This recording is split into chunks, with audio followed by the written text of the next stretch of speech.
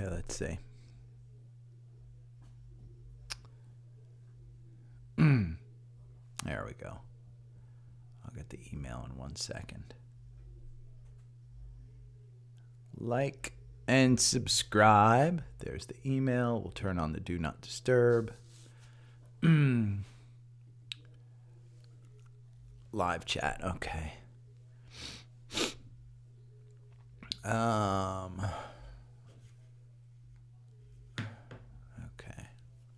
I gotta get this. Good morning, Joe. I gotta get this in line. Oh, God. I didn't mean to put all that in. Nah, maybe it took it, maybe it didn't. Oh, well. How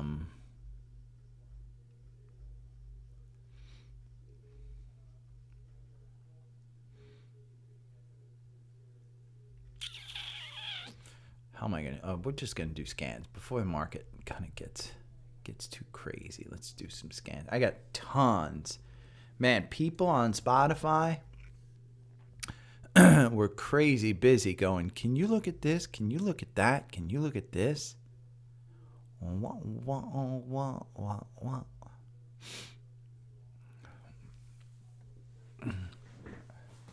Why is it that?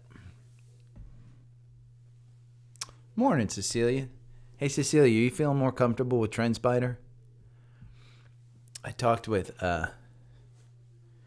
TrendSpider folks this weekend, and I think Jason, who is, if you guys don't know,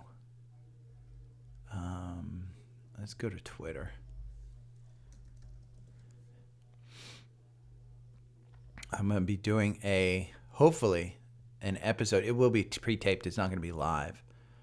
But with Jason. And if you don't follow him, you should. Jason Krutsky. He's just a master, an absolute master at TrendSpider.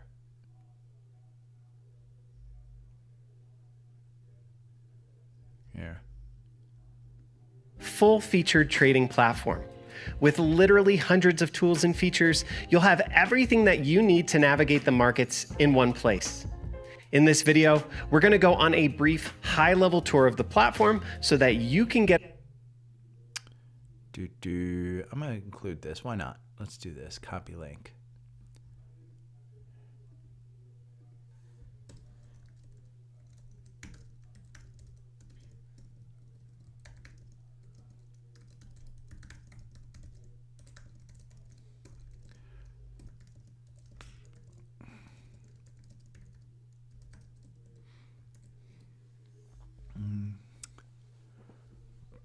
Here's Cecilia.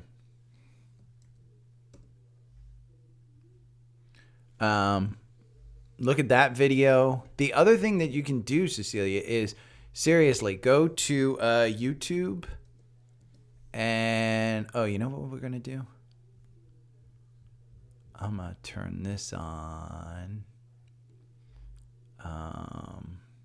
YouTube Studio. Give me 1 second.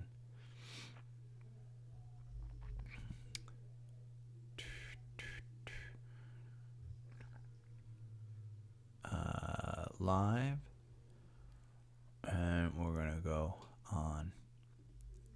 I don't know why OBS doesn't let me turn on, but go to YouTube and look up TrendSpider.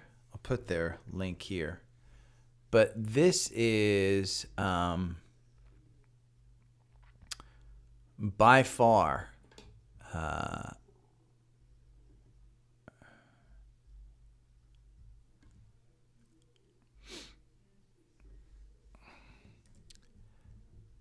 there's the subscribe to these guys, Cecilia, TrendSpider, and go and look the shorts. I mean, they're short little videos about Tesla and stuff like that. I think most of what you should be doing. Oh, look at this. Is that still Jake? Wow, that's Jake. Jake and TrendSpider don't get along anymore. Just so you know, but his face is still all over TrendSpider.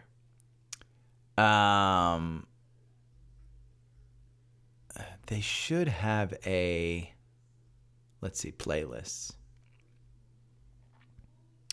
TrendSpider University, right here.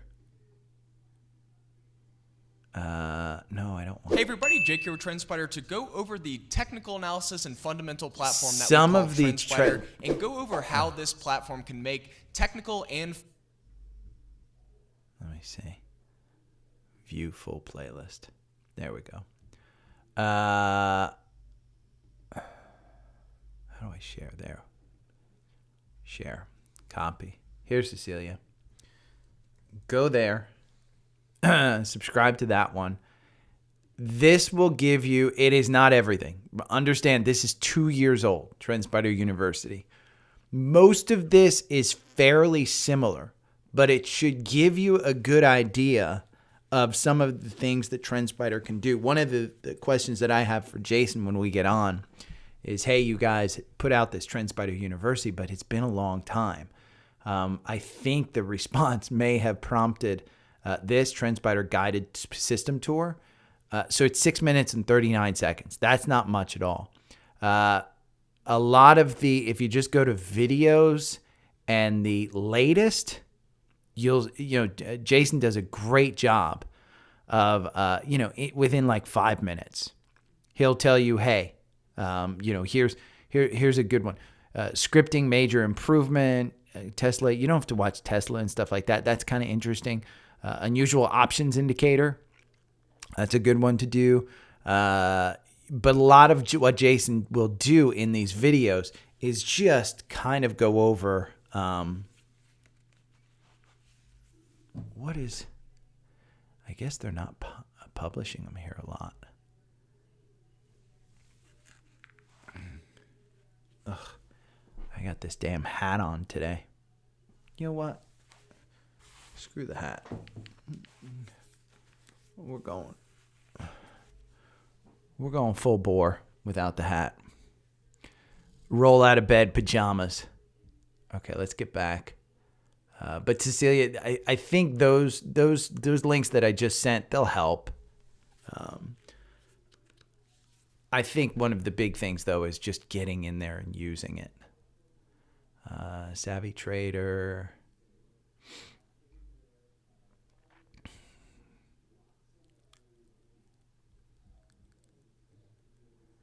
Let's go here, and we're going to look up First Brokerage. Oh, PXD cross up. Devin cross up. We got energy in play. You're welcome, Cecilia. I'm not one of those douches who says, hey, sign up for this, and then, drops you or anything. I really want you to get use out of it because... I'm so the two things that I'm all in on is TrendSpider and Seeking Alpha. Both of them I use on a daily basis. And I use Seeking Alpha on a daily basis even when I didn't have the premium version. That's why I say use one of my links, sign up for it. I don't get credit unless you pay, but like affiliate wise, but it inserts you into kind of my program is what I'm told. So if you do sign up using one of my links and you decide to pay, like say somebody wants, you get it for a Christmas gift or something. Put it on your wish list. It's $189. That's the price of pajamas these days. Oh, we don't want to go into solar. But boy, it's tempting. See limited. Futu. The container store. Boy, that one just... Whew. That was a pandemic one. That just, wow. Let's go down.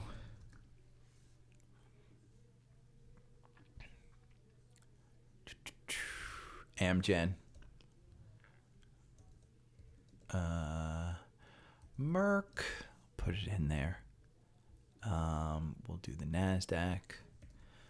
Yeah, so my goal is to get you guys, whoever signs up for TrendSpider, to get you kind of on the page of, okay, I'm going to go and look up things just like Gary does.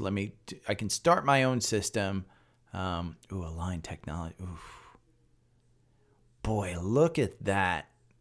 I mean, if you want to, that might be an interesting one.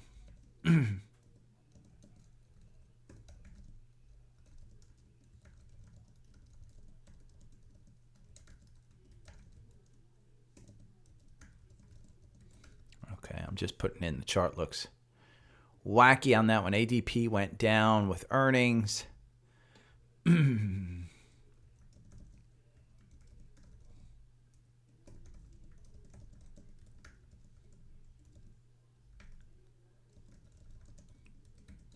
MACD, there we go. I think what I'm going to start doing is doing 5-minute or 60-second strategy shorts on YouTube.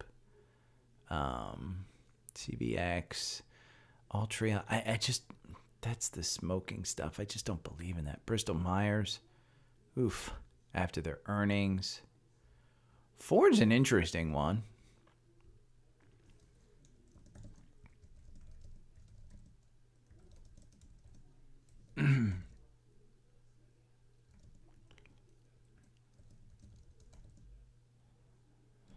Okay. AMZN GE. That's an interesting one. I mean, God, that's just dipped below the 200. But for year to date, it's just crazy. Okay, there's our scans. Let's go back to strategy tester. Go to the 4-hour. And then let's go to SPY.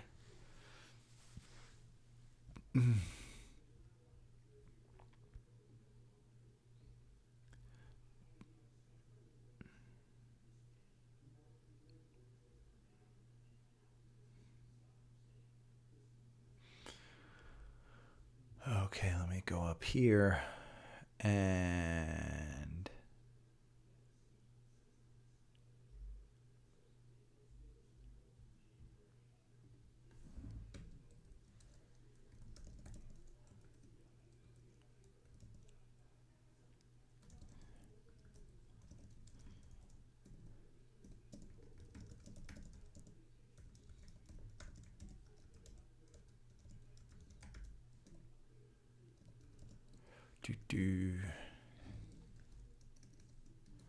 let's look at QQQ. I'm gonna put in, let's put in these support at 420.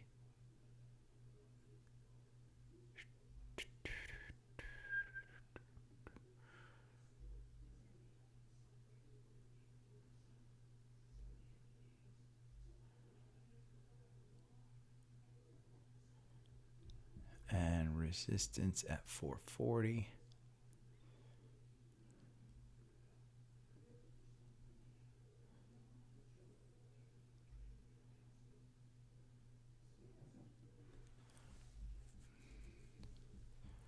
Do I have a box or something? I do.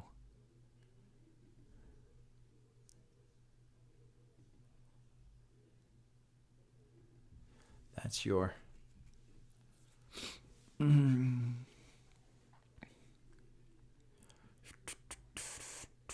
going to grab this real quick. Because Lord knows if I redo this, we're going to put that in. And then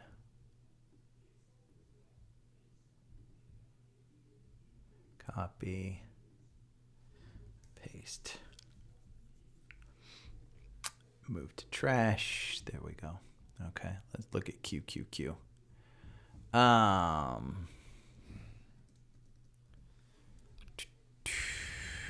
It's kind of the same thing. I just don't have the specifics. Let's see if autofib. Interesting. puts the next support level down at 360, up at 372.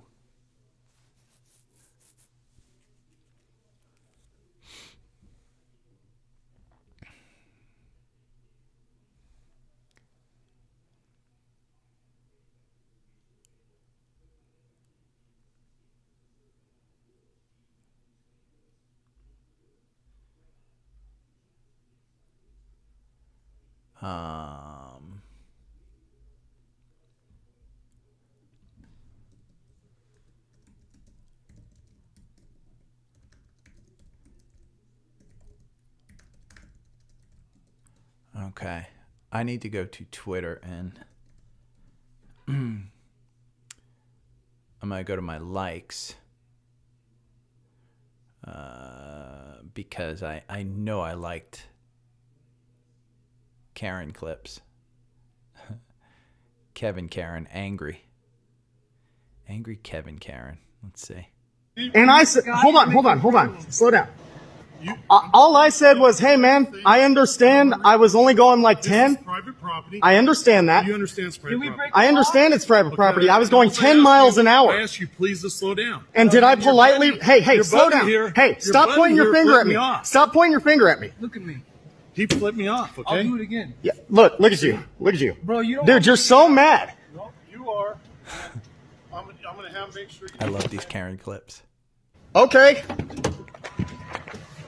Look, brother. No problem. Hey, you're the one that started the problem, my I guy. asked you to slow down. And I politely, wait, what did I do? This guy flipped me off. Hey, See, stop I'd make worrying comments about about him. his What did I titties. do? I asked you to slow down. And what did I do? He was doing this out his window. What did I do? He works with I don't care what he did. What did I do, man? You're sitting here causing a problem for me. What did I specifically do? Tell me what I did. I politely said, hey man, I understand. I was only going like 10 miles an hour and I said, I hope you have a good day, didn't I? Didn't I? You're so mad over nothing, bro. You created a problem over nothing. And I was going the speed limit. I didn't tell you like F you or anything like that. I politely said. Okay, hold on. We're going to go to my profile, and then we're going to go to likes. And hopefully I didn't like anything inappropriate. Mostly Karen clips, probably.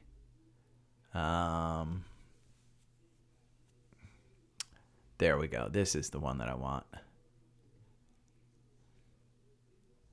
Copy link. Oh, that's so good.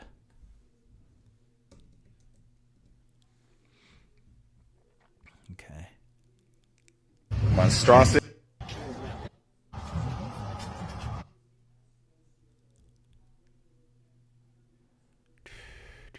I'm gonna put it on mute. Let's see. I got a bunch to open up here. I probably should open up. Okay, Monday. We got that. We've got this.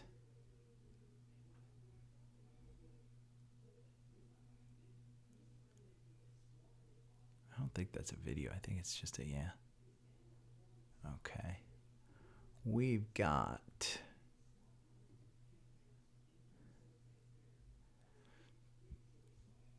we've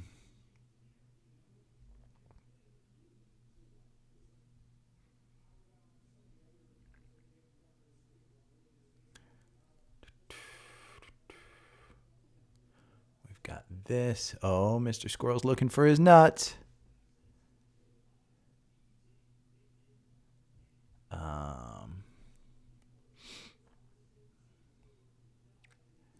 Dan Niles.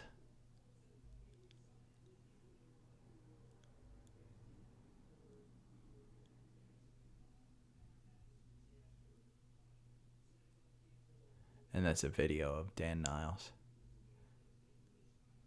So I'm going to hit pause just so it doesn't autoplay. There we go. And then boom, boom, boom. What else do I have? The Matte Black Cybertruck, which we're going to take over here. And then Chris from the newsletter commented.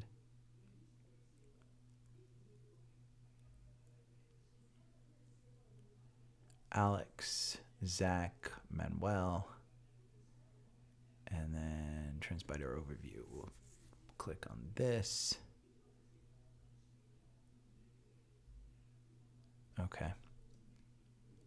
I think we've got everything that we need to.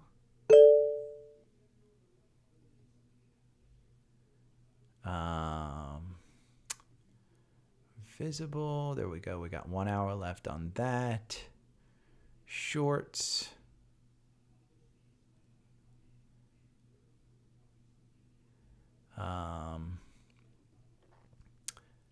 Savvy Trader, the newsletter.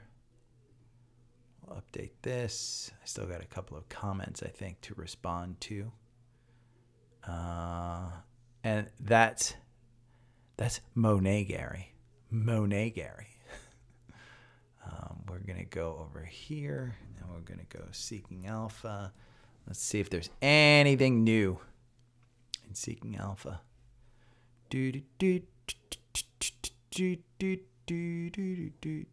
God.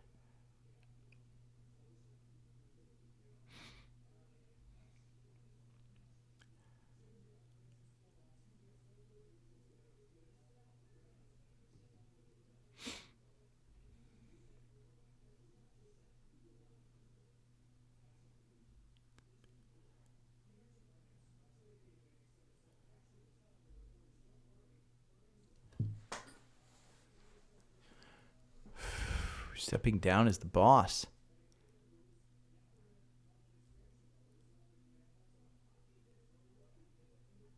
Slack Technologies.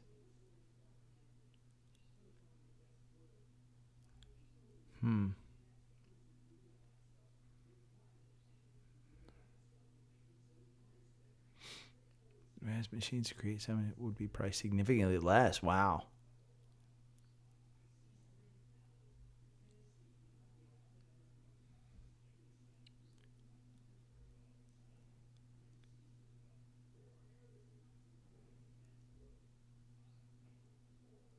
Huh. Another boring green day.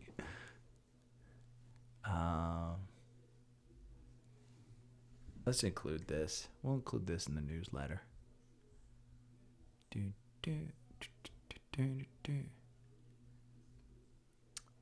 Natural gas, I did see KOLD was up.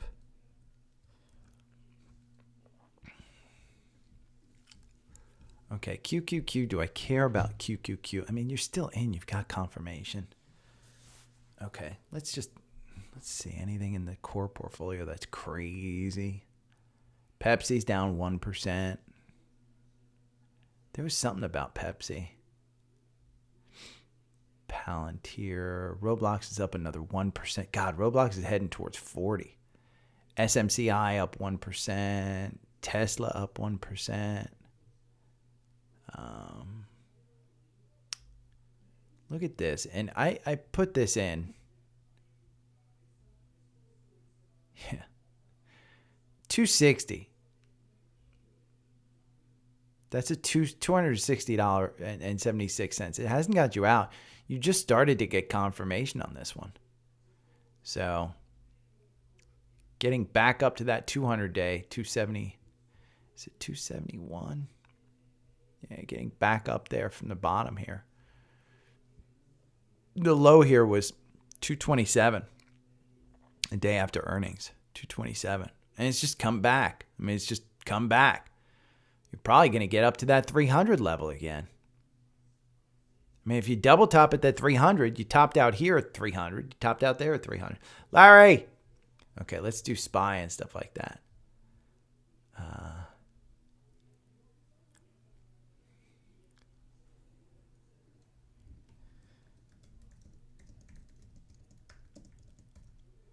Okay. Okay. Wah. We're going to go back to, we'll start on SPY. We'll go over to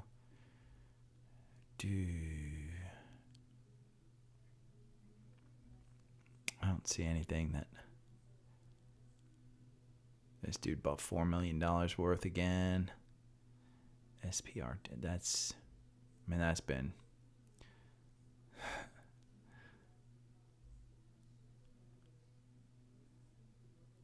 AZO, this dude's selling like 30. AutoZone, selling a shit ton. Nat Gas down 5%. KOLD. Here's your play. Okay. Major news. Disney. Earnings coming up. Starbucks. Look at the gap in Starbucks. Whew. Starbucks might be back on the core portfolio list. I should probably put it back there. Okay. Let me just hit record. If you're new, you're probably not new. I mean, shit. Subscribe, like, whatever. Do whatever you want to. Collapse. Oh, get me out of the strategy tester real quick so that I can hit collapse. And then 4 hour. Run. Okay. I can see that. Boom, boom, boom.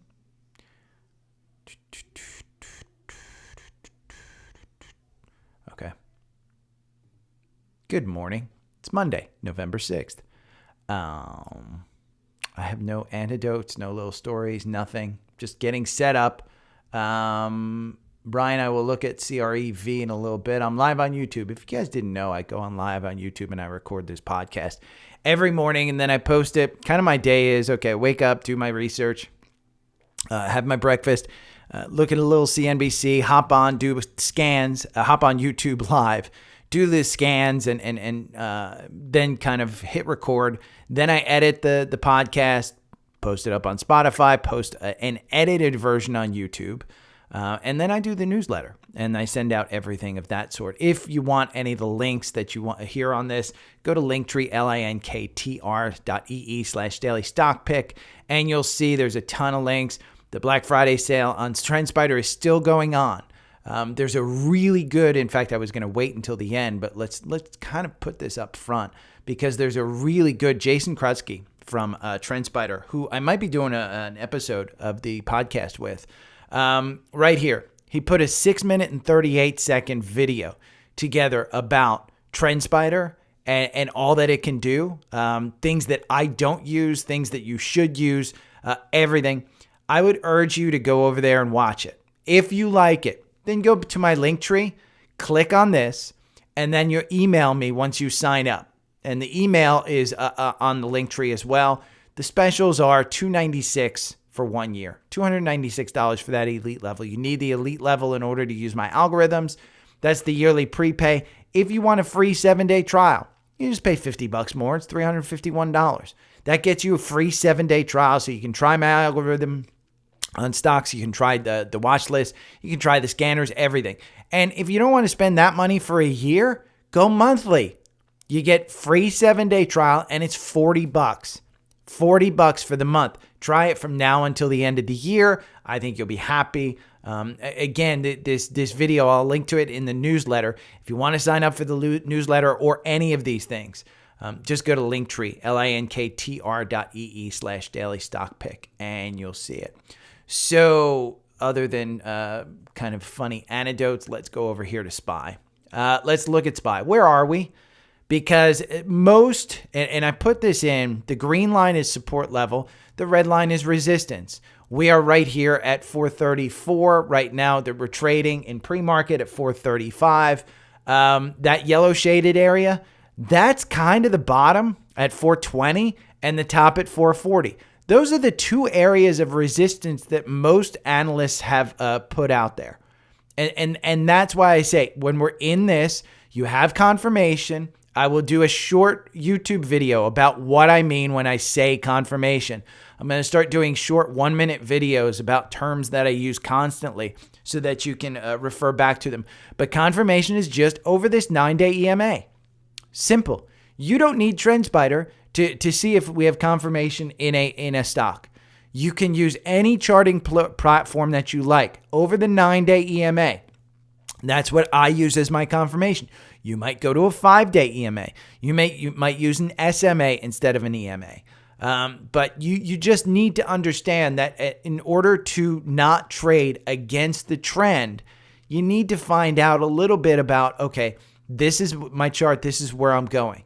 Right here, we have confirmation. Yeah, there's gaps. There's a gap up here at about 438. There's a gap down here between 431 and 432. You got gaps all over the place on this chart. If we pull back a little bit to try and see, we're now below that 200-day. And below that 200-day, the 50-day is starting to move positive. If this death cross had more legs on it, I wouldn't expect this to turn positive so quickly. Now, here's what you have to realize.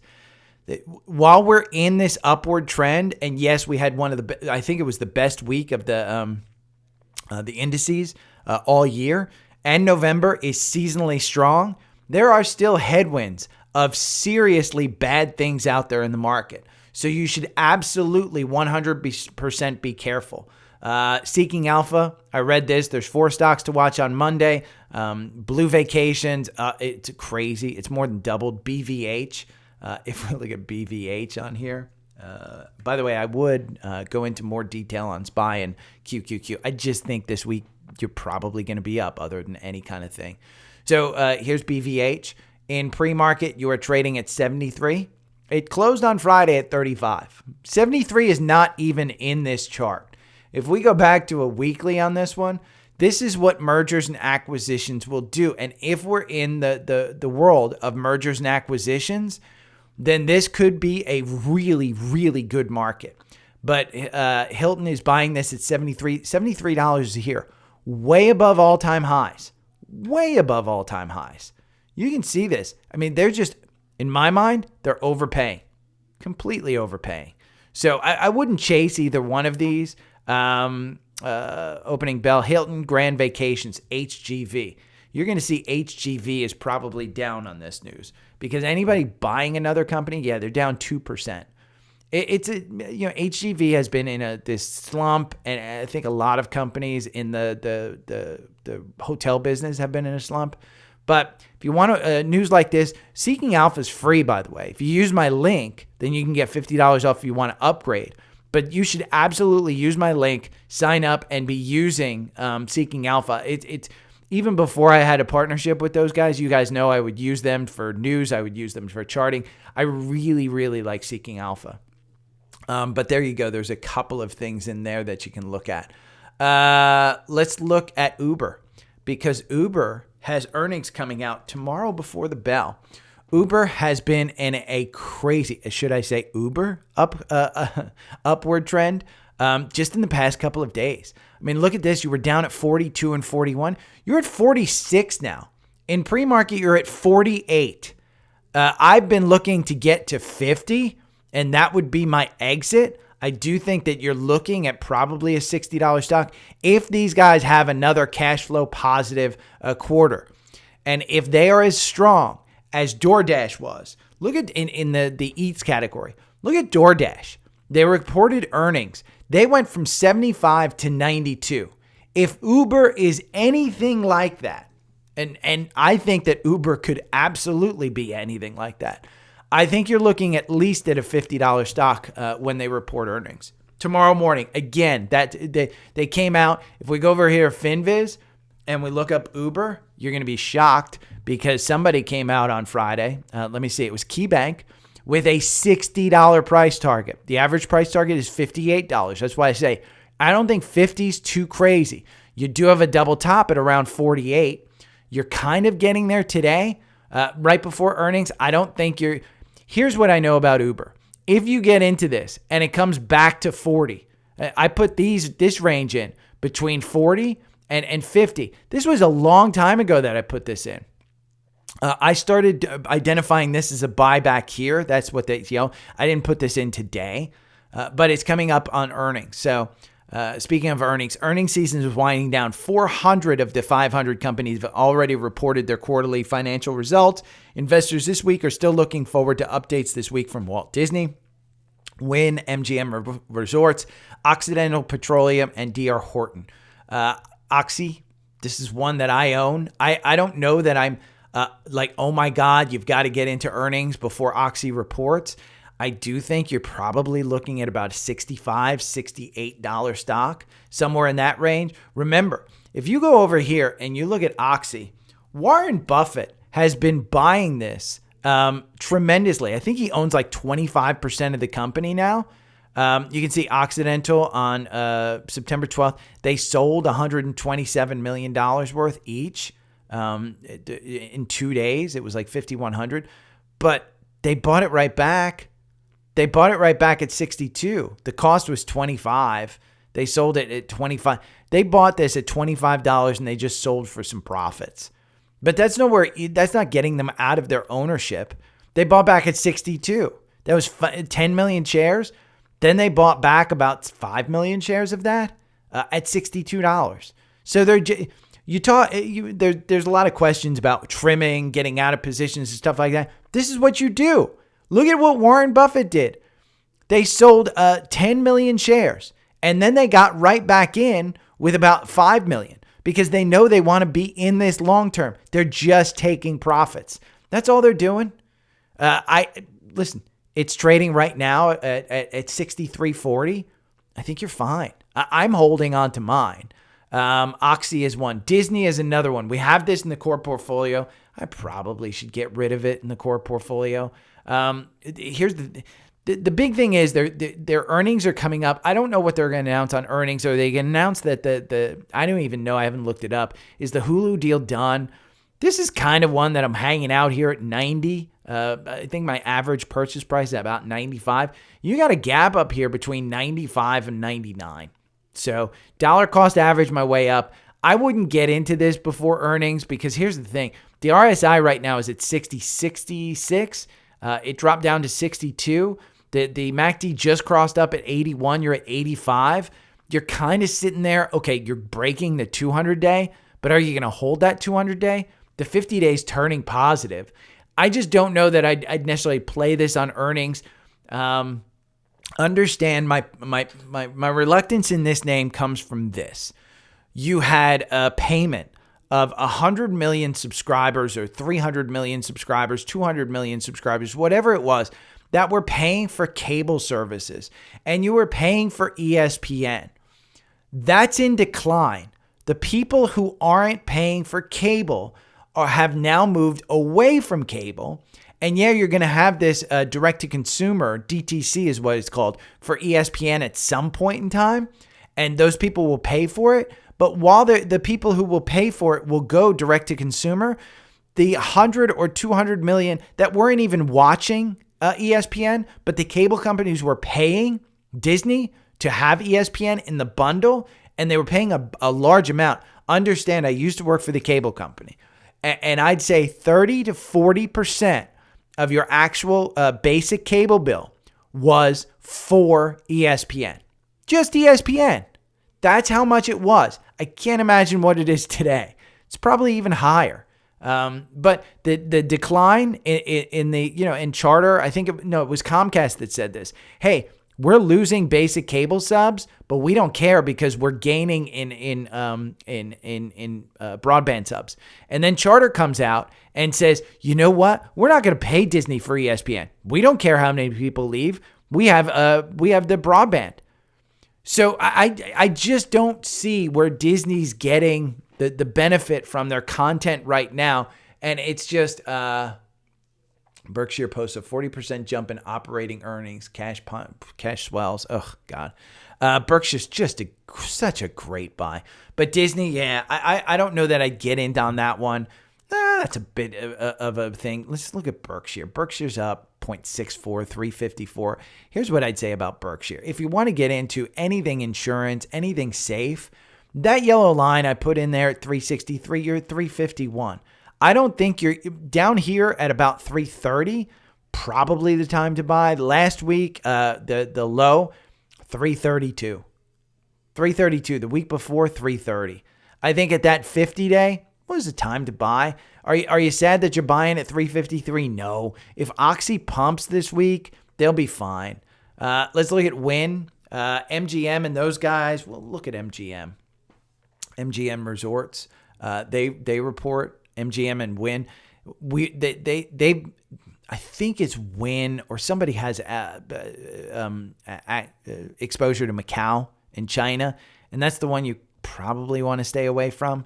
But I'm not great at these casino ones. In my mind, the one casino that I do have an investment in, and I consider a casino, DraftKings.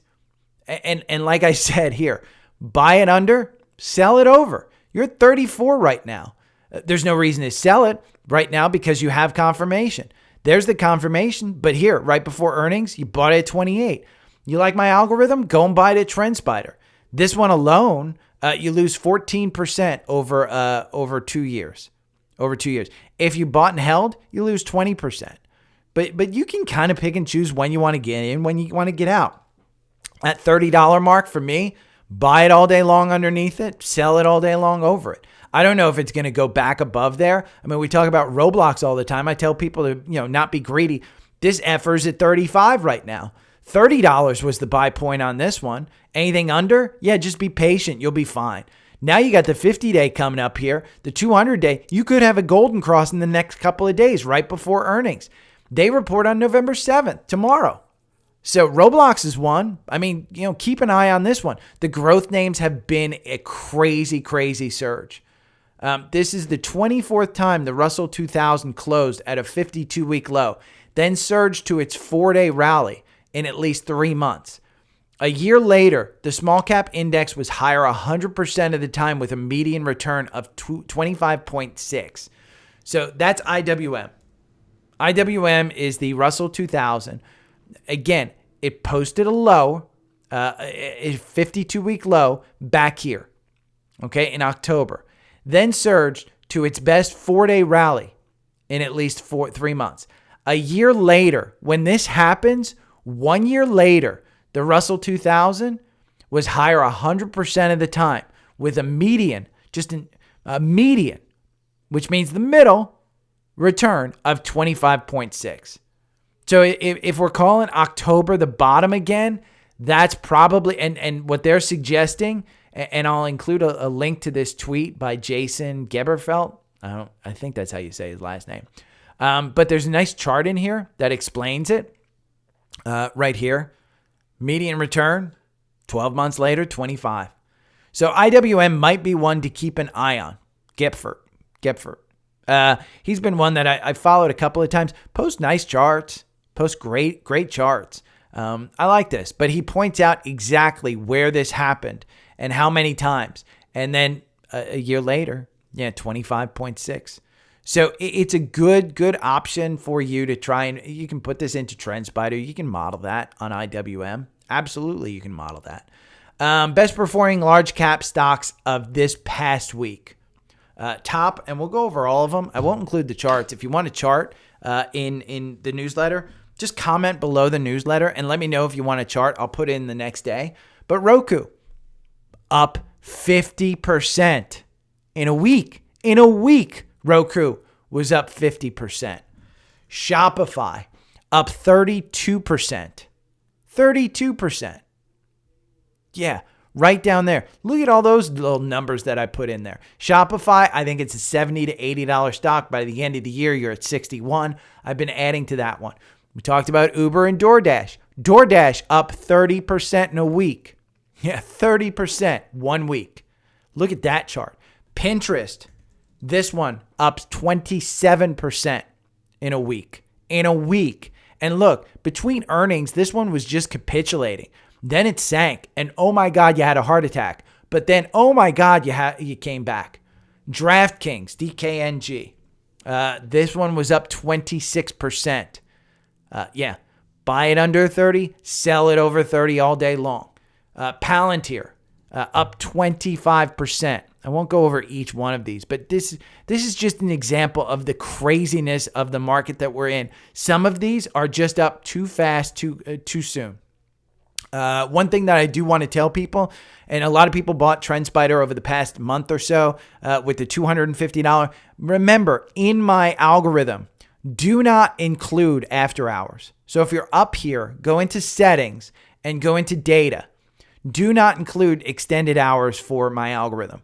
It throws off the skew. Somebody posted a chart with me, I forget who, but just understand, do not include after hours, because what it'll do is it will include those, all of those in the moving averages, and it just doesn't work the same. So you can if you want. I just don't think that it returns as good a good of return. I think you want the 4-hour candles, the 2 candles per day. It puts in, I think, 4 candles instead of 2. So it's just a little wacky. Warrior trading. You guys know this guy, Ross Cameron.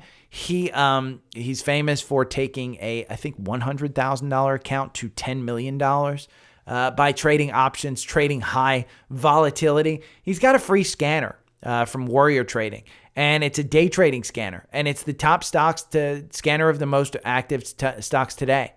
And you can use this scanner. I'll include the link in the newsletter.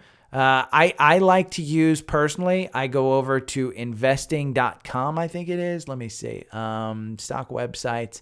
It's my pre-market movers. It's investing.com/equity/pre-market. And you can see the pre-market movers. It updates live. Orengram Holding, OGI, is up 32%. This doesn't include that Hilton Ventures one, which is up like 100. There it is. Pre-market top gainers, Blue Green Vacations, up 105%. Orengram Holdings, up 32%. Celodex, this is only up 105% because the number's crazy. That if you want to short, if you want to buy a put, and see if Blue Green Vacations BVH has something. I mean, that's just an overreaction. Twin Ridge Capital up 2,472%. That's crazy. Here's the top pre-market loser. I like this page, but Warrior Trading, he is famous for taking his small account to a larger account. So it's worth watching. Maybe it's something that you like. How to value a stock. I saw that there's two things, 2 slides in this. 8 ways to value a stock from CMG Venture Group. I actually like this newsletter. The graphics this person puts out, this group puts out, I am just in awe of. I mean, I really like this. 8 ways to value a stock. PE. You guys hear me talk about PE. Price to earnings. Tells you how much you are paying for each dollar of earnings.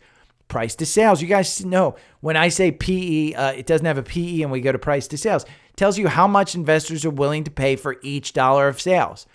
Price to growth, PEG. I don't look at this one too much, but it is important to look at. Debt to equity. This is where Disney comes into just crazy skyrocket thing. They have too much debt. Return on equity. Price to free cash flow. EV to EBITDA. I stick to probably these top 2 most often. Price to earnings and price to sales. I just don't like going into depth on things. I like to, look at those 2 things.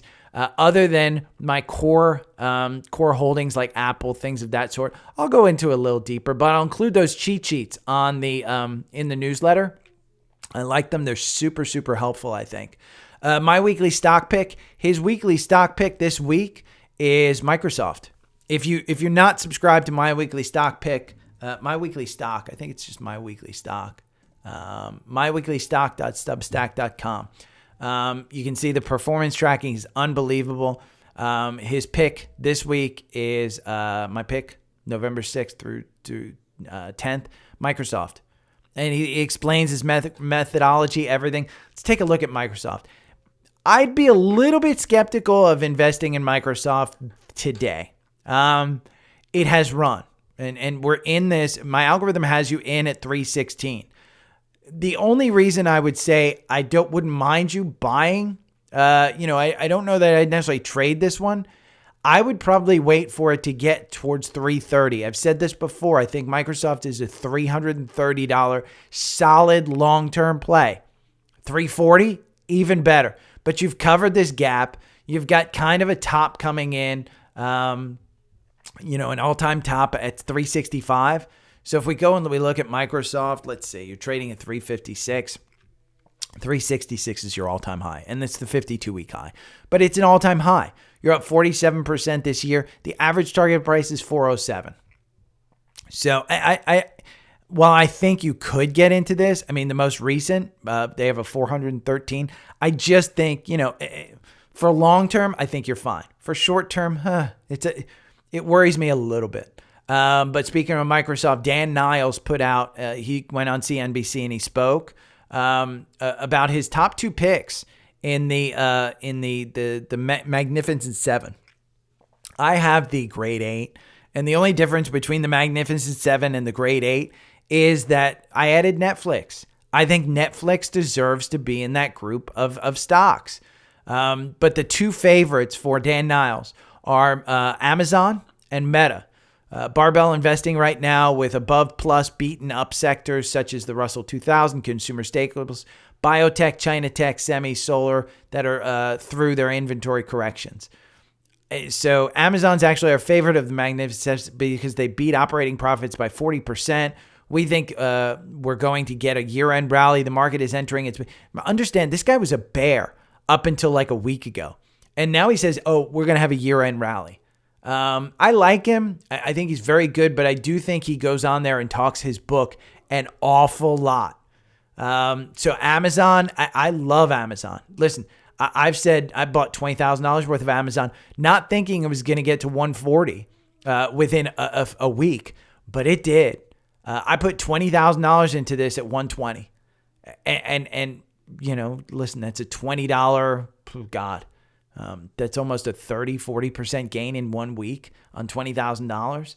So I don't know that I'm going to take profits. If I do take profits, it's going to be off my long-term gain. So there was some question about how do you trim, how do you decide all this stuff. So I bought $20,000 worth of Amazon. I have hundreds and hundreds of thousands of dollars of Amazon stock. So what will I do? Those Amazon stock, I think I even posted this in the newsletter. It was part of the paid newsletter. So yeah, if you want to pay, on the weekends, I do paid newsletters. And if you want to pay, you can, you get my free newsletter every day. I include notes on the pod. I include everything like that. But I do have weekend newsletters. And in fact, I went over how I played Amazon, and it's just down here. There's my Amazon position and why I bought. Let's see. The 140 price is my hypothesis and is clear double top on this weekly chart. The first step to get through that is the 200-day at 134. The reason I like this price point, here we go. The last time I purchased a large chunk of Amazon was 5 years ago, 2/1/2018. So on February 1st, I bought at $70.26 per share. That was an even larger purchase than $20,000. That was a significant portion. I'm up 81% on that buy. And could I have, trimmed this back here? Absolutely, I could have trimmed this back in January of 2022. I didn't. I just held on to it.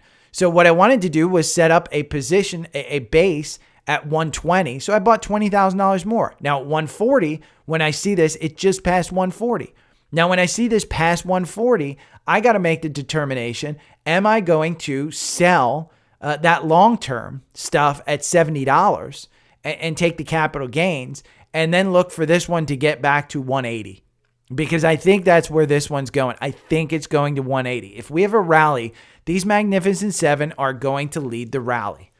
So that's my thought process. That's how I do it. Again, it was in a paid newsletter.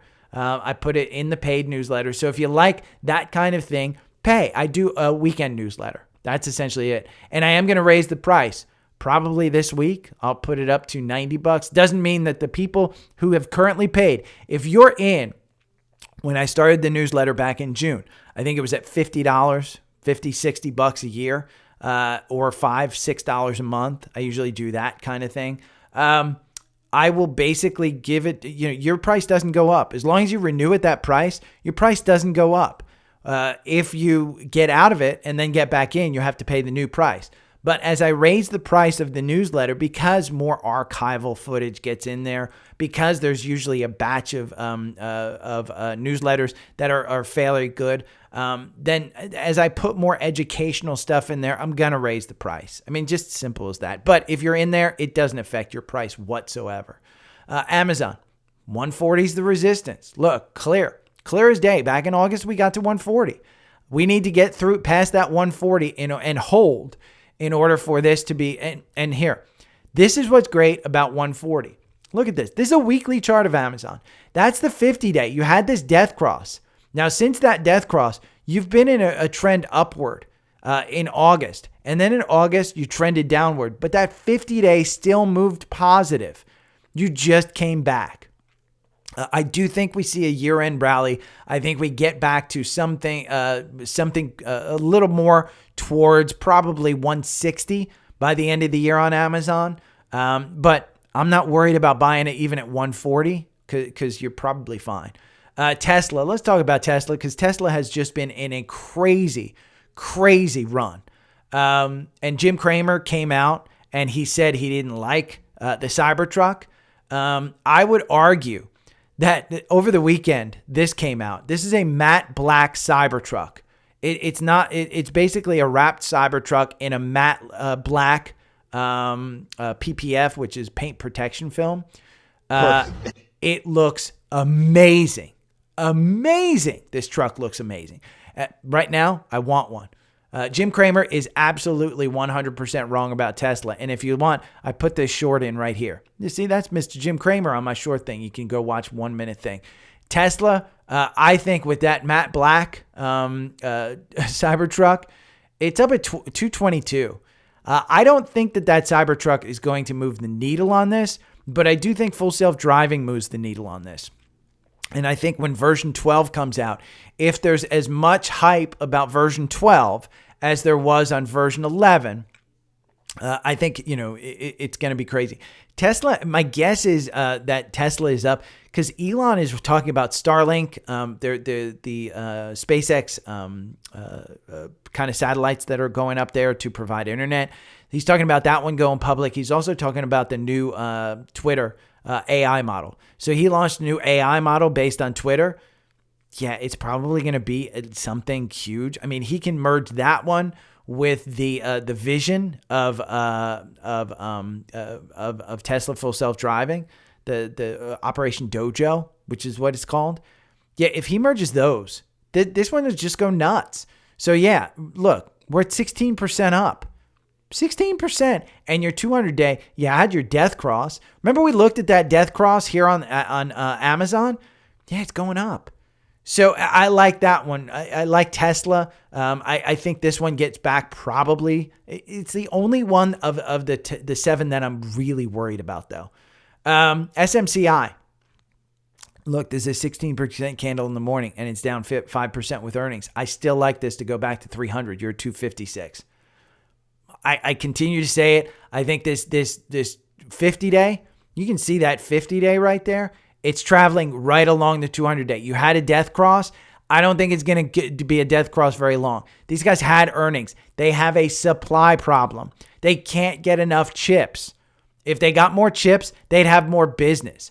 That's the only problem with this business. So, Hustle Hacker asked me on YouTube on Friday, hey, he said, can you talk about AMC? Will there be another short squeeze like GameStop back in 2021?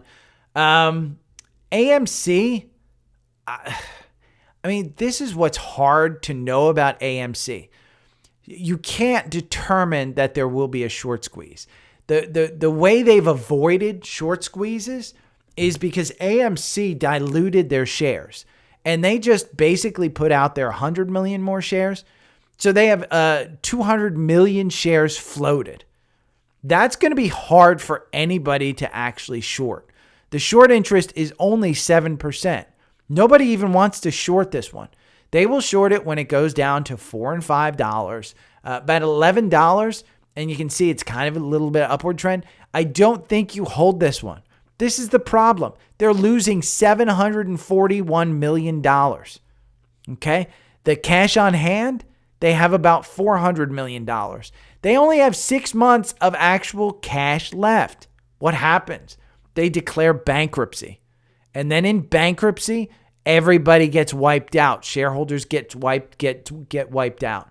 So you can see, look, Antera Capital, 10% owner, they got out. They got out completely. Adam Aaron was selling a bunch. I know that. Here, this dude sold 195,000 shares just back on August 25th at, cost of zero. I mean, he exercised his options, cost of zero. But Adam Aron was selling a ton of this stock in the past. In January, he sold a ton. There is no reason to hold AMC. They have not proven that they can take their debt and make a business out of this. Now, understand that AMC had a huge quarter with a Taylor Swift movie. Still not going to take it out of the doldrums. I think you trade this one. You do not hold this hoping for a short squeeze. You can, if short squeezes were that easy to figure out, everybody would be in them. You basically trade this, and the way you trade this is on a short time frame. And when you start to see a short squeeze get in there, you can't tell if it's a short squeeze. You just can't. So I'd be very, very careful with AMC, but it has been a money loser, hustle hacker. Just be aware. Chris from the newsletter, he commented, I have been trading ELF for quite a while now and I've done well, but the winner and buy today before earnings is COTY, Cody. I added to my position today at 972 with a price target of 1269. The CFO, director, 10% investor, etc. have all been hoarding shares in the recent month and a half. Button hook on the 4-hour. This should pop up on Tuesday if it doesn't call premiums. Have always been good on this stock that I don't mind holding. So let's look at COTY. I don't know anything about the makeup world. I trust Sherry and I trust other women to tell me about the makeup world. And they told me about ELF. I mistakenly bought Ulta. I bought Ulta and I'm way down on Ulta. But here's Cody. Cody has a nice $9.34 buy right before their earnings. And if you remember ELF on earnings, they blew away earnings and they were taken down just based on some selling. I think it was selling. This is a 10% period during the period after earnings, just the 4 hours. The low was 90. The high was 105. Right now you're trading at 96. Again, you're putting in the middle. You have inside candles. Inside is going to be trading within this range. Outside, you don't know if it's going to go up, if it's going to go down. You just had this death cross. I'd be a little bit concerned on this one, but I think ELF, as far as valuation, if we go over here to FinViz and we look at ELF, the average target price is 140. You've been trading all the way up to 140. The 52-week high, you're 31% down from it. The 52-week low was 47. So I don't expect it, but you're making your PE is 45, your forward PE is 31. So if we look at COTY on the other hand, the PE 17. I mean, if ELF is growing like that, and if Cody grows on the same thing, year to date, Cody's only up 13. Your target price is 1269. He's right, and you look at the buys. I mean, they're buying at $10.29, and Cody is selling at. Let's go over here. So they're buying at 10. These guys are buying at 10. If you got in at under 10, you're golden. And they know something. $9.34. You're at 977. And look. These dudes are buying at, just back in September, $10.80. And it's not small amounts. The value is $32 million. 10% owner, Jab. And then the director bought $5 million worth. So, yeah, they're buying a ton of this. And they're buying it at $10, $10.80. And you're getting in at $9. Chris, golden, high five. I think it's a solid trade. Sheila asked me to go over BOF. Sheila from Spotify. Branch Out Foods. Let's look at BOF. Boy, this has been a nightmare stock. I don't think this is a good stock. The good news is the algorithm loses you 8% over 2 years for buying just 8%. But God, if you bought, it's an IPO. So it IPO'd up here. Did it IPO as a SPAC? Looks like, no, I guess it IPO'd. BOF, let's look at BOF, see if FinViz has anything on BOF. I tell you to stay away from Branch Out Foods. Micro cap. Market cap of only $6 million. They only have 4 million shares. Stay away from it. There's no reason it could be in this one. It's a penny stock. You're going down to, they're losing, let's see. They have $6 million in market cap. Their income, they're losing $4 million. They have 4 million shares out there, but they only have $3 million of actual cash. You're going to get diluted. Absolutely, 100% you're going to get diluted. It looks like the director, they're buying in here. It looks like in June at $4 and $5. I'd get out. There's no reason to be in this one. Honest to God, Sheila, it's just, that's a money loser. Alex says, thank you from Spotify. Thank you for your podcast. What 3 indicators available in the Fidelity app would you say are important to look at when having extra cash to buy new stock to hold on to it for at least a year? So I don't think it's the indicators that you look at to buy. I think, Alex, what you're looking at is an entry point. And Fidelity app, I love the Fidelity app. Let's just take Apple, for instance, because you're going to hold Apple for over a year. So really what you want to look at in any chart, if you're going to look at for a long term, I would say over a year, look at the weekly first. And if the weekly, if you're down, like Apple hugs that 50-day. And it typically when it goes under the 50-day, you have a short time to get back over the 50-day. So in my mind, I think that's what you would use for Apple is just the 50-day. And that's an indicator as well. Now you can look at the MACD. When the MACD is my favorite indicator to use. And when the MACD is down, and it's under it looks like it's going to cross the strike, I think that's when you can get in too. You look down here, January 2023, the MACD was way down on the weekly and it looked like it was going to cross up. That's when Apple was at 135. Good entry point.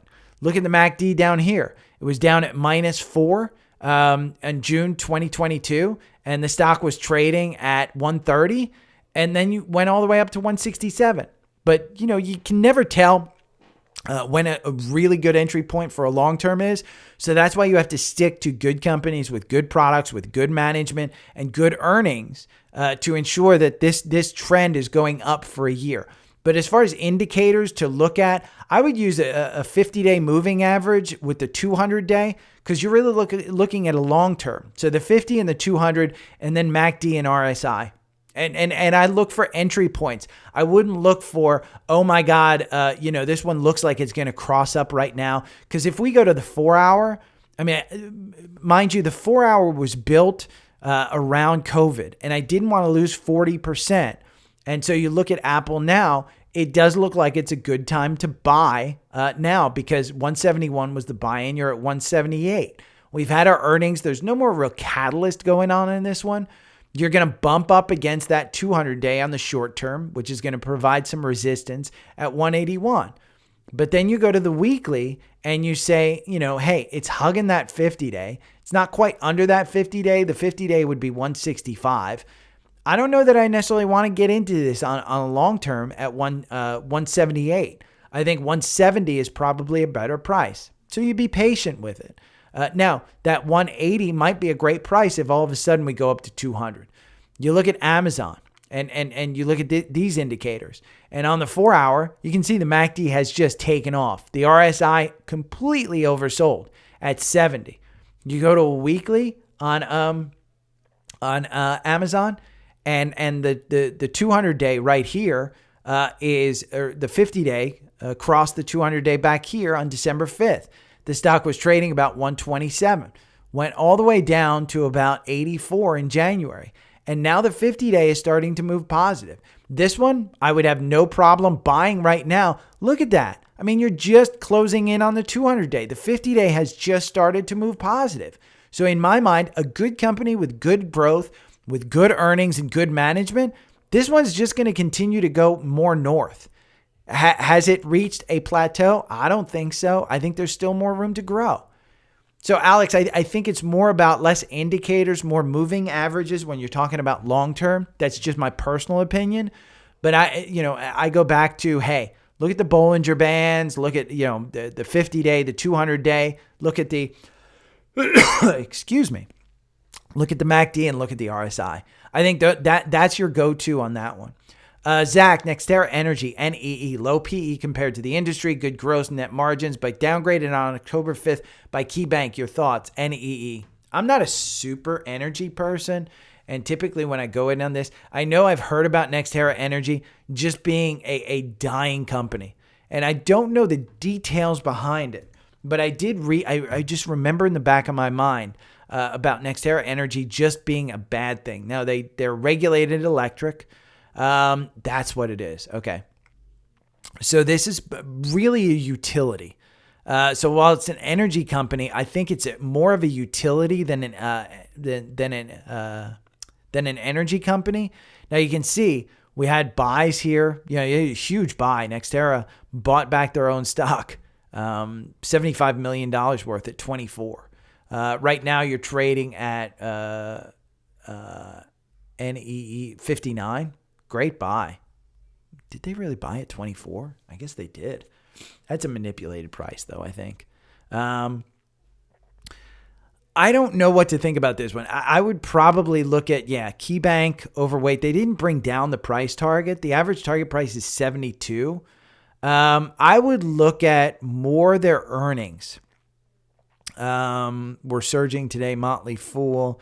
That's from November 2nd. When were their earnings? Let's go back and look because I remember their earnings.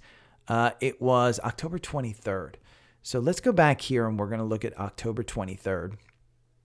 NextEra earnings beat. Why is Next rocketing today? Here we go. I think they must have had something to do with earnings, but I would read through that, Zach. I think that's probably your best bet. Again, NextEra Energy, read these with a grain of salt. It's kind of like, when Bill Ackman came on and said that all hell is coming for during COVID, and then you find out the guy short the market. They talk their book. And that's what a lot of this Motley Fool stuff is. They talk their book.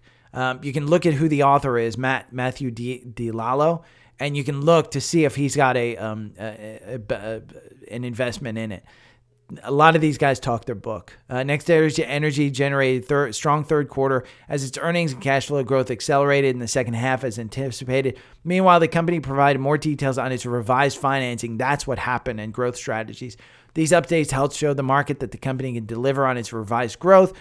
With more clarity on its growth, the steep sell-off in NextEra Partners still nearly down 70% from its 52-week high. Even after today's rallies looks compelling at that price point.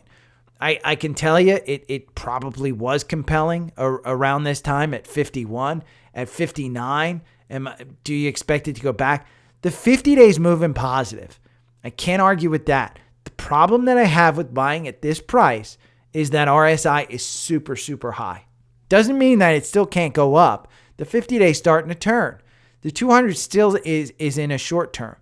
You wouldn't need a huge move to get this back to a support level at 67, but is it worth it? I just don't know. I mean, if we look at NextEra, their dividends 3.12. I think there's more exciting things in the market. But Zach, I don't think it's a bad thing. If they have shown that they've got earnings now, the huge sell-off here, I mean, this was just a couple of days from 66 down to 50. I remember that. And go and look at it. The problem was the financing, I think. Manuel from Spotify wants me to look at WAL. Let's see. WAL is Western Alliance Bancorp.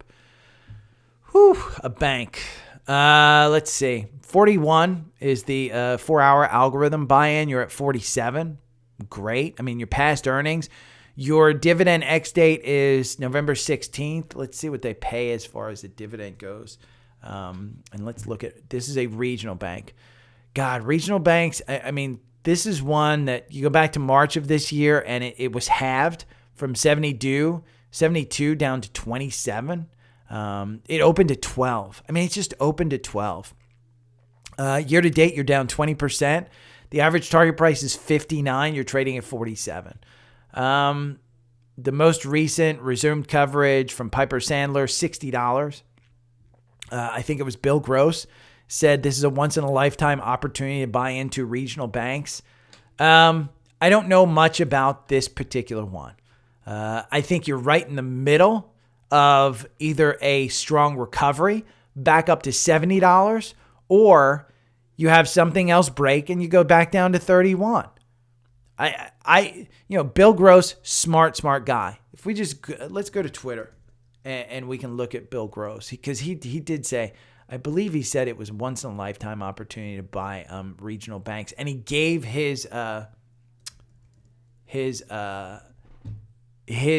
favorites in the regional banking sector, but I didn't look this up before. Bill Gross. Is this him? Let me see. No. Bill Gross, investor, Twitter. Let's see. Real Bill Gross. Maybe this is it. Yeah. This is him. Ironically, he's not paying. He's not paying for the blue check mark. Neither am I. I'm thinking about it, but regional bank falling knife has hit bottom. I'm buying TFC, CFG, KEY, FHN. So I'll include this in the newsletter for you because I think, Manuel, I would probably trust Bill Gross over myself as far as those regional banks go. But it's TFC, CFG, KEY, and FHN. I would say that might provide a better opportunity than WAL. It's the regional bank sector. You know what I like? I mean, if you're going to gamble on one, why not gamble on them all? Gamble on DPST. I mean, DPST is the triple levered regional bank. It's a triple levered bull. If you think WAL is going to go up, just invest in them all because I think they'll all go up. You can see that this DPST, it hasn't been on the algorithm. It loses you 76%. On the just buying and holding, you lose 90%. It's a decaying asset. This is 100% a trade. But there is a nice little gap up here at 75. We haven't turned. The 50-day is still moving down, but it's getting more even. The 200-day still down, but it's getting more even. If this turns around and you get a golden cross of the 50-day, then we're probably back up here above this trend line at 114. Because if we just look at a weekly of this one, and remember, it's a decaying asset. So you're going to have things that move down. But look at this. If this is just a short term, since April 2021, you fell off a cliff in March of this year. And that was with Silicon Valley Bank just going down. If we recover back to the normal trend line, that will be about $100. So I think getting back to that 70, not crazy. So I think it's good. Okay, let's talk about scans. First one, PXD. Remember, the tops is you're going to get about $257 of Exxon. If this one's completed in January, $243.70 PXD. Next one that is in the core portfolio, Devon.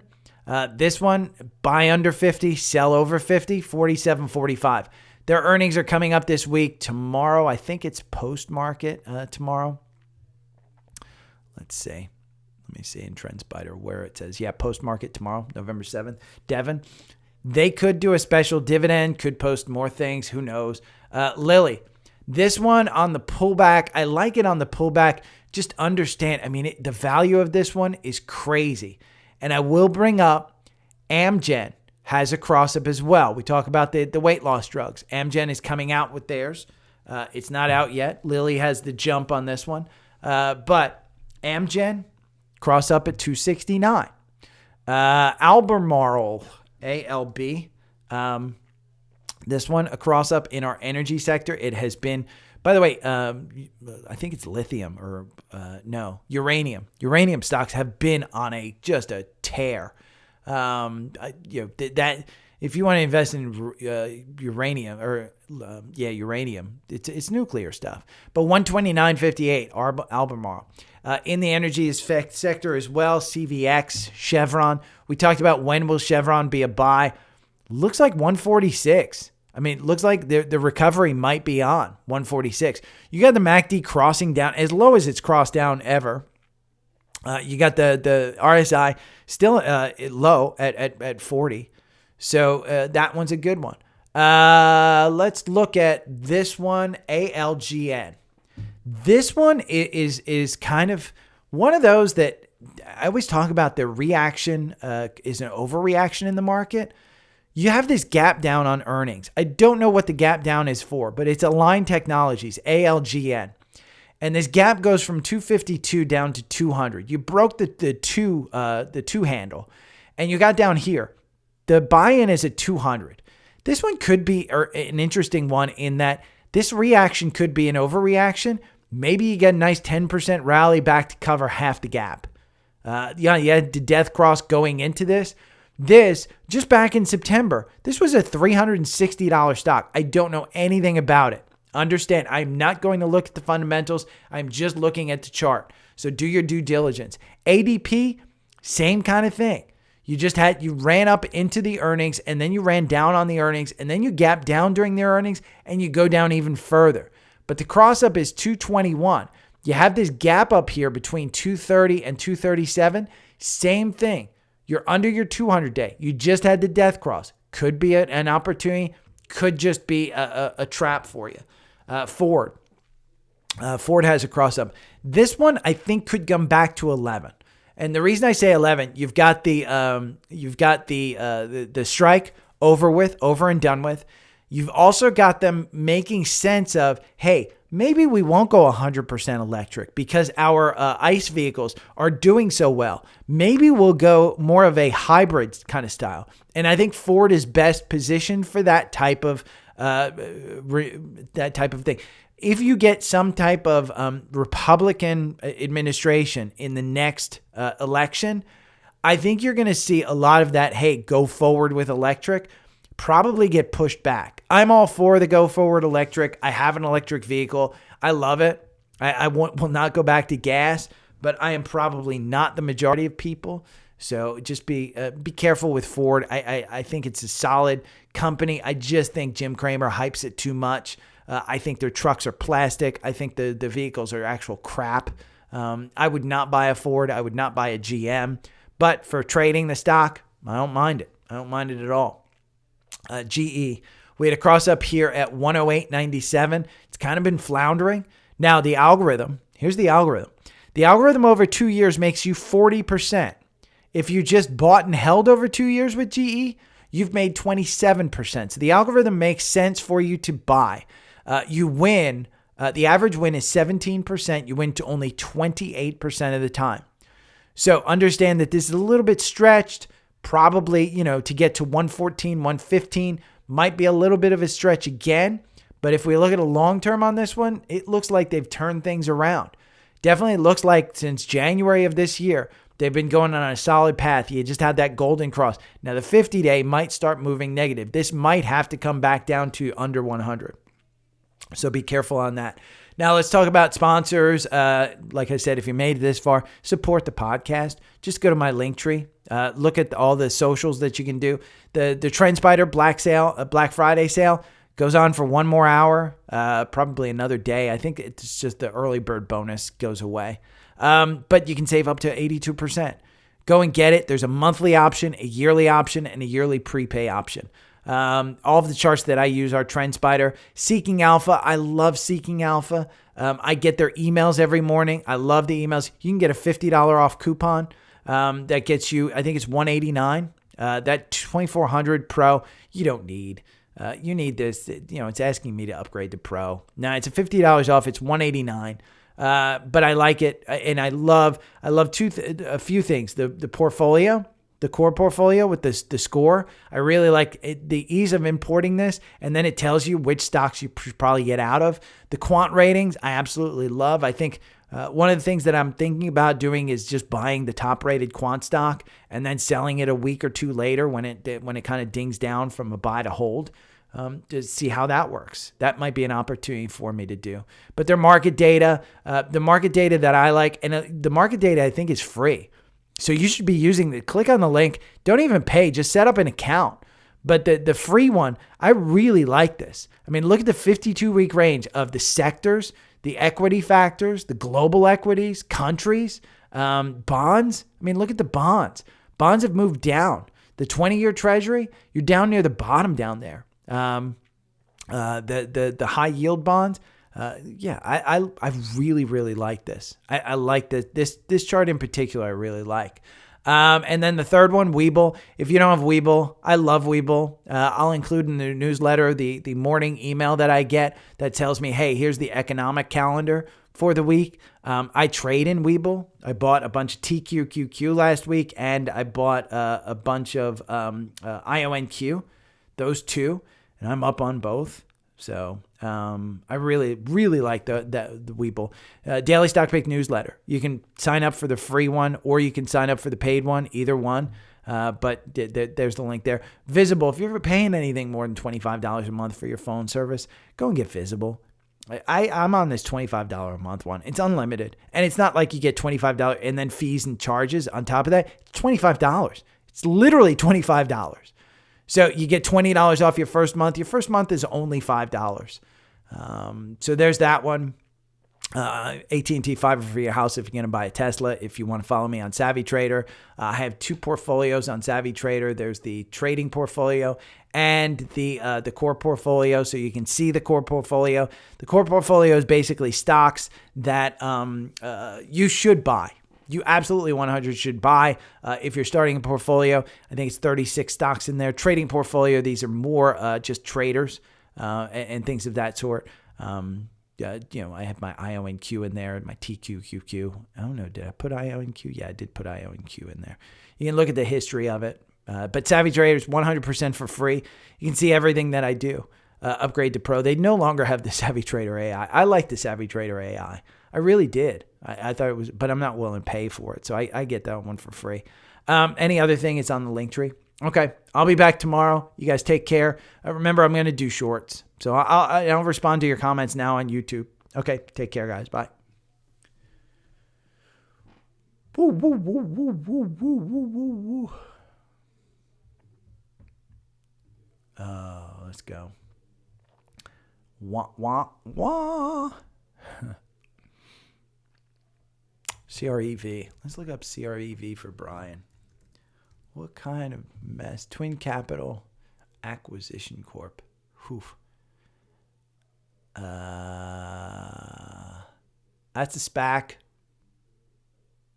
Trade it. It's a SPAC. CREV is a SPAC. I wouldn't be in a SPAC. I mean, especially one that looks like it just got out of a SPAC. That's the news up. Yeah. Right now it's trading at 190. Good Lord. Let's see.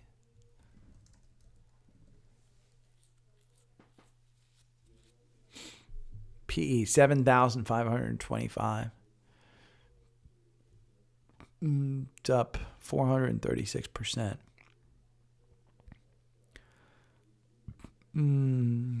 21 million shares outstanding. They only have 6 million shares floated. I wouldn't be in this one. Crazy if you did get into this. But, oof, that's a mess. I'd be out of this one. I got to work cattle this morning, checking in to say hi. Brennan's truck driver for, I think it's Pepsi. Morning, Lucas. Morning, John. John, I think I went over earlier my kind of strategy and my thought process. I don't want you following me into Amazon or following my trades on Amazon because I've got a huge base of Amazon.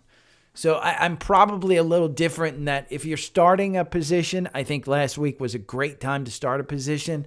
Right now, I think it's a decent time to start a position at 140. I will probably sell, but when I sell, I'm not selling the position that I bought last week.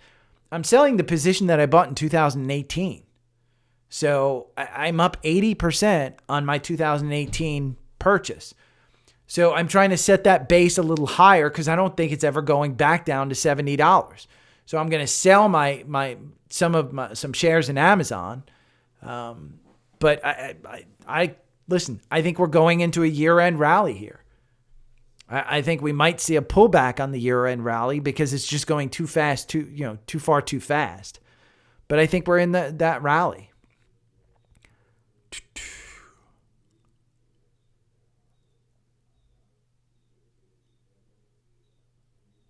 Oh, that might be that $61 warrant.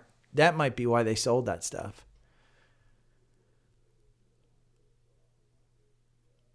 Oh, Brian, if you had CRV in your watch list, I don't know why you'd have it in your watch list, but holy crap.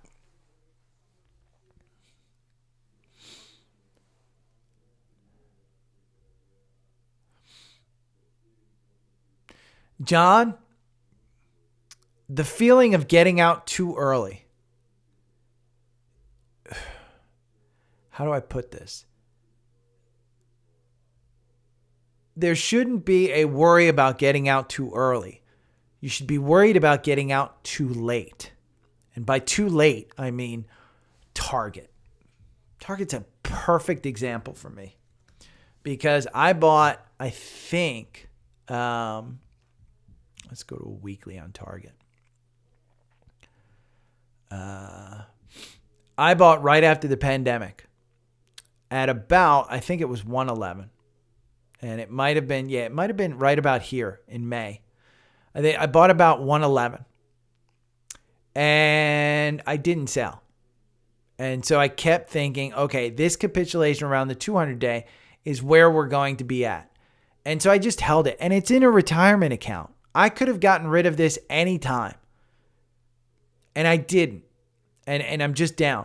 So I wouldn't worry with Amazon about getting out too early. I would be more worried about getting out too late.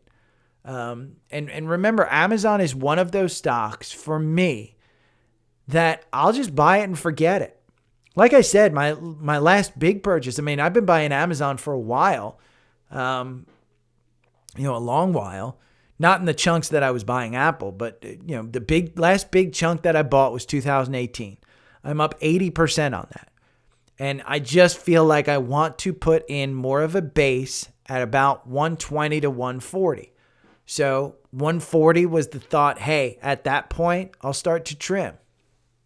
So I don't want you to think that I had a price target on it in that I'm going to absolutely sell. I'm just looking to set the base, a new base. Rather than a base of $80 on Amazon, I want to set the base at about 120.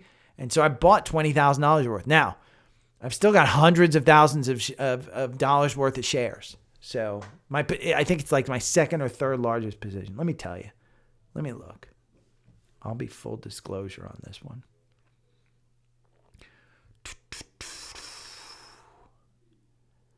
We'll go into Fidelity and we'll go all positions.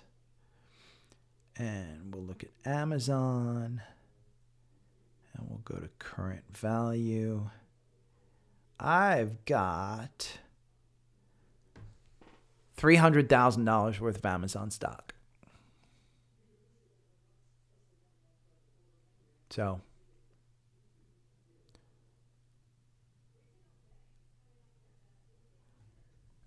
I don't want you to think that I'm, me selling $20,000 is me getting out of Amazon stock.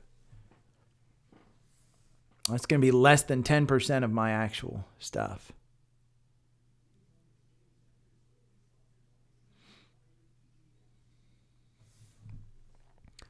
So hopefully that makes sense, John.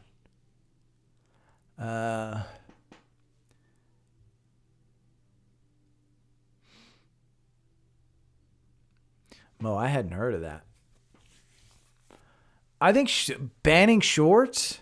I mean, there's a question whether we should ban shorts in this country too.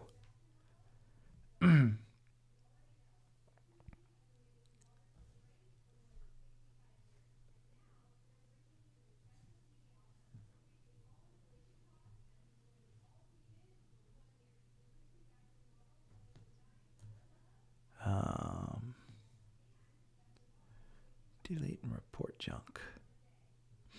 Let's see. Let's go to Seeking Alpha and see if they have anything. Then I gotta go. I gotta get out of here at 10:30. Let's see.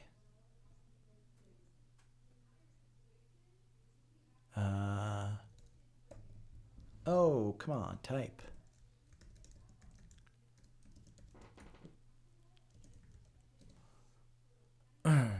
Let's say news.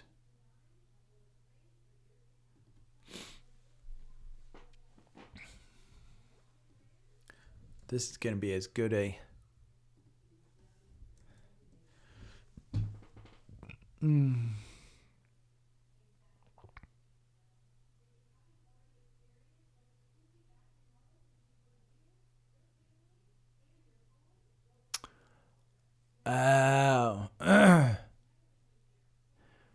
Yeah.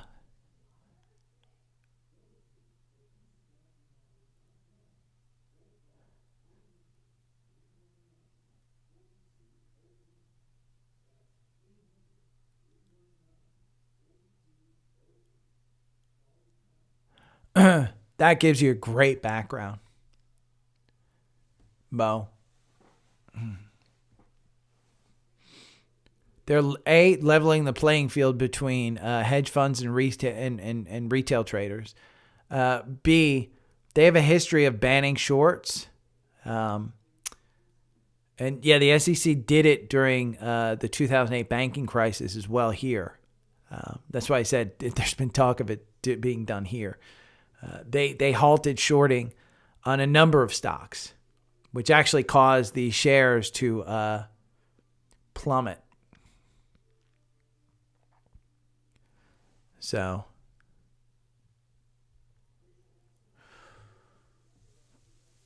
okay. Oh, I gotta go and put this together. Okay, I'm out of here. I will talk to you guys tomorrow. I'm gonna do this newsletter thingy. Okay, take care. See you guys. Oh, remember, I'm gonna do shorts too. I'll do a short today. I think on confirmation, I'll do a short. So sign up, hit the alerts when I do a short. I think it alerts you on shorts. I don't know. Maybe I'll put it as a video.